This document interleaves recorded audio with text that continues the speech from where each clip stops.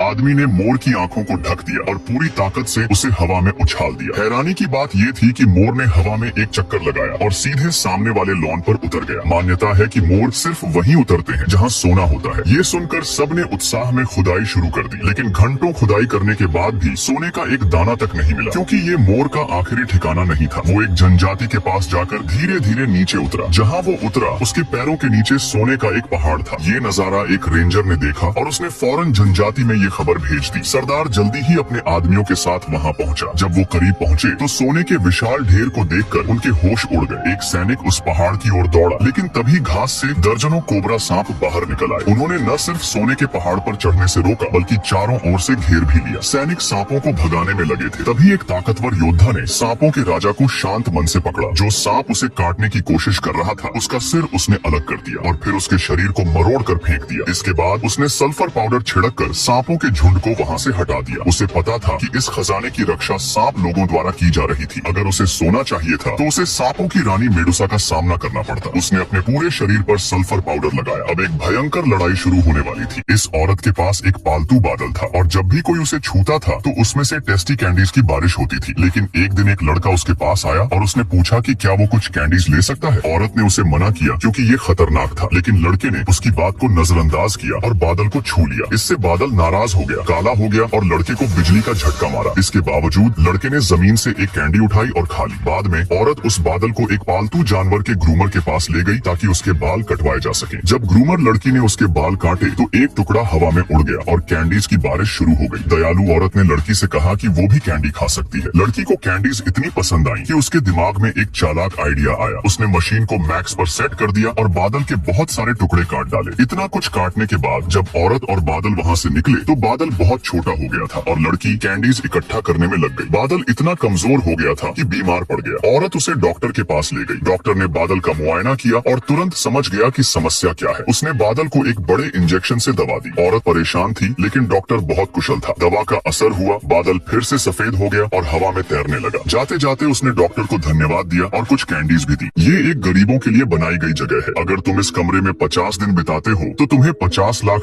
यानी 40 करोड़ रुपए मिलेंगे। लेकिन इस दौरान न फोन होगा और न ही कोई अच्छा खाना, सिर्फ एक बड़ा बिस्तर मिलेगा सोने के लिए। एक जोड़ा इस चुनौती को स्वीकार करने आया। आदमी ने दीवार पर लगा लाल बटन दबाया और चुनौती शुरू हो गई। 50 दिन बाद अमीर बनने का ख्याल उन्हें बहुत खुश कर रहा था। दोनों फर्श पर लेटकर अपने सुनहरे भविष्य की बातें करने लगे। आखिर $50 लाख एक बड़ी रकम थी, लेकिन ये पैसा पाना इतना आसान नहीं था। पहले ही दिन आदमी परेशान हो गया। आयोजक उन्हें हर खाने में सिर्फ रंगहीन और बेस्वाद पोषक तरल देते थे, और वो भी एक बोतल। इससे उनका पेट ठीक से नहीं भर रहा था। दीवार की तरफ देखते हुए उन्हें पता चला कि अभी 49 दिन और बाकी है। ये सोचकर आदमी हिम्मत हारने लगा। शुक्र है कि उसकी पत्नी ने उसे समझाया। उसने कहा कि $50 लाख एक ऐसी रकम है जिसे आम लोग जिंदगी भर भी नहीं कमा पाते। उसने कहा कि आयोजक चाहते हैं कि हम हार मान लें, लेकिन हमें हिम्मत रखनी होगी। पत्नी ने अपने पति के लिए 30 दिन का फिटनेस प्लान बनाया और खुद ध्यान करना शुरू कर दिया ताकि समय कट सके। लेकिन हर दिन एक जैसा बीतने के कारण 20 दिन बाद आदमी ने कह दिया कि वो बाहर जाना चाहता है। उसने कहा कि अब उसे पैसे नहीं चाहिए। ये सुनकर पत्नी ने उसे डांटा और कहा कि जब 20 दिन सहन कर लिए हैं तो हार मानने का सवाल ही नहीं उठता। इस बीच आदमी को आयोजकों की बात याद आई। उन्होंने शुरुआत में कहा था कि 50 दिन के दौरान वो 3 बार कुछ खरीद सकते हैं, लेकिन हर बार $500 मिलियन